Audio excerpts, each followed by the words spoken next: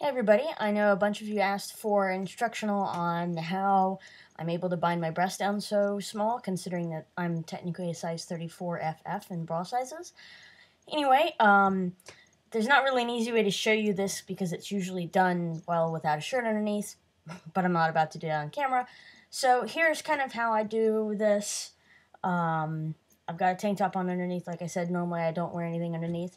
But this should give you some idea of really how simple it is and how much having the right binder and the right size binder matters. For what it's worth, I'm doing this with a binder by a company called Underworks. They make a lot of binders. This is technically a model 997. It's one of their strongest. I also think it's one of their most comfortable because it's very long and thus can be pinned to your underwear or your pants or whatever, and it keeps it from riding up. And it also, for those of you who are really trying to achieve a male silhouette, it kind of redistributes everything and gives you a more straight up and down kind of silhouette. So I hope most of you can see me fairly well. As you can see, I'm actually fairly large in the boob department. I'm also large in the body department, and as you'll see, that's actually kind of an advantage to some extent, because men of my size normally would not have a completely flat chest. So having some kind of movement, or not movement there, some kind of bulge there is actually accurate. But anyway, so this is the binder. It looks just like a t-shirt. It's actually made out of kind of a mesh, and on the back it's a very, very thin mesh, and on the front it's two panels of the same mesh. It does not really stretch much at all, which makes it hard to get on, and that's also why it's important to have the right size. I initially ordered one size down from this, and ended up almost stuck with my arms like this for several hours, so be careful. But anyway, so you just take it, and like any other tank top, with binding breasts, you never want to push them up. You want to push them down and out towards your armpits, kind of like this. It creates separation in the middle, and it gives the most realistic silhouette as well as the most flattening effect.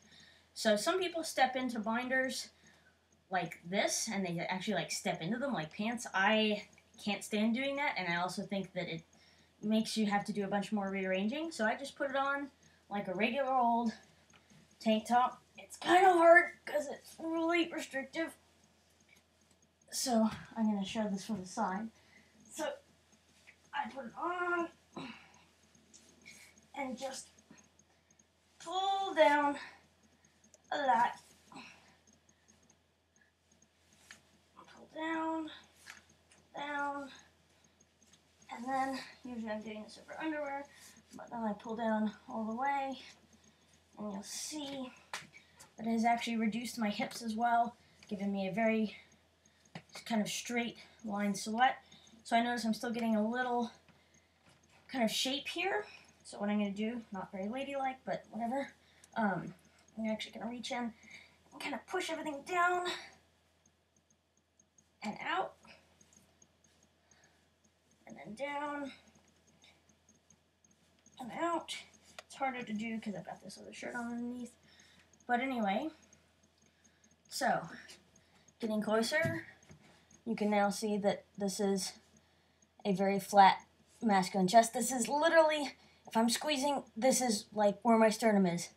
So these are as flat as they're going to go. If you notice, I've put them basically over by my armpits. My nipples are like here, which ironically is roughly where they would be if I were a man. So anyway, that's how you bind.